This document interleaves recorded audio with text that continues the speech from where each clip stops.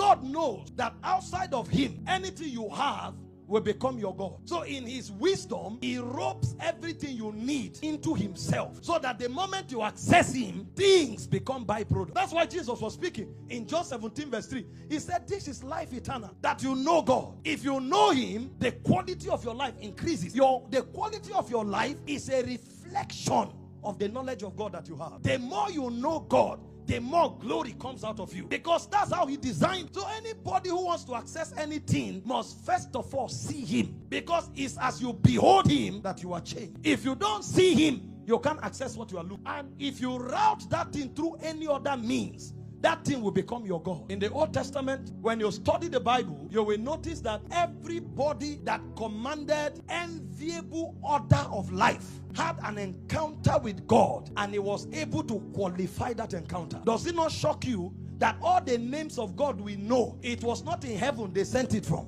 It's men that named God. Only few names were given to men in the Old Testament, like God telling Moses, go tell them, I am that I am have sent you. Most of the names of God, when they encountered him and they see the dimension that follow, they now name those dimensions after those encounters. Jehovah Jireh is not God the provider. Jehovah Jireh means upon the mountain he shall be seen. That's why Jesus said concerning Abraham, Abraham your father saw my day and he rejoiced in it.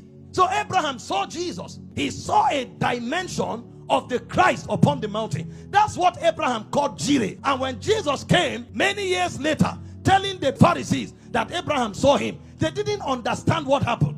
They say, you are not yet 50. How can you claim that Abraham saw you? And he looked at them and laughed. He said, before Abraham was, I am.